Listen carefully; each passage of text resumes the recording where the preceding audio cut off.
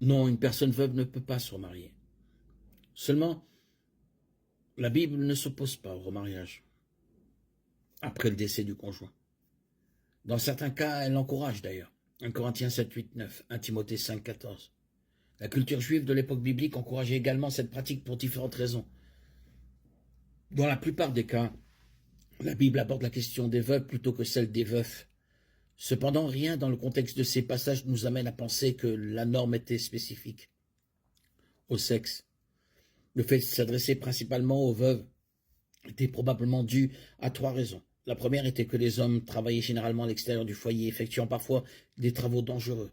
Les hommes de l'époque biblique, tout comme aujourd'hui, avaient en moyenne une espérance de vie plus courte que leur épouse. Ainsi, les veuves étaient beaucoup plus nombreuses que les veufs.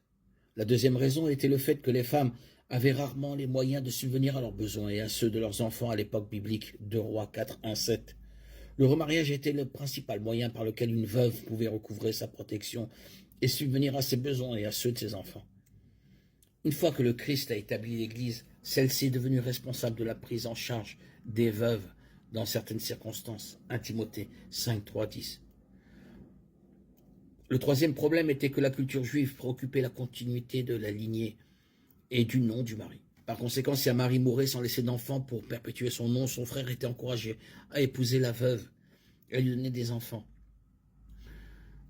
Les autres hommes de la famille avaient également cette possibilité, mais il existait un ordre approprié dans lequel chaque homme avait la possibilité d'assumer ou de transmettre cette responsabilité. Je vous invite à lire le livre de Ruth pour un exemple.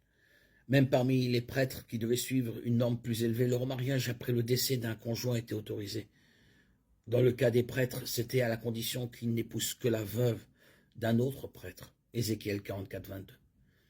Ainsi, sur la base de toutes les instructions bibliques sur le sujet, le remariage après le décès d'un conjoint est autorisé par Dieu.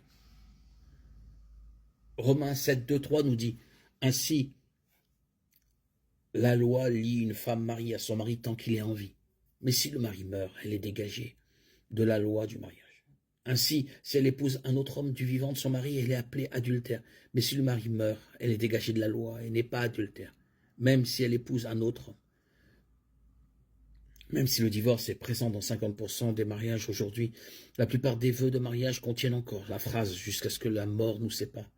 Cette phrase n'est peut-être pas tirée spécifiquement de la Bible, mais le principe est biblique. Quand un homme et une femme se marient, Dieu les unit en une seule chair. Genèse 2, 24, Matthieu 19, 5, 6. La seule chose qui peut briser le lien du mariage aux yeux de Dieu, c'est la mort. Si le conjoint d'une personne décède, la veuve ou le veuf est absolument libre de se remarier. L'apôtre Paul a permis aux veuves de se remarier dans 1 Corinthiens 7, 8, 9 et a encouragé les veuves plus jeunes à se remarier dans 1 Timothée 5, 14. Le remariage après le décès d'un conjoint est absolument autorisé par Dieu.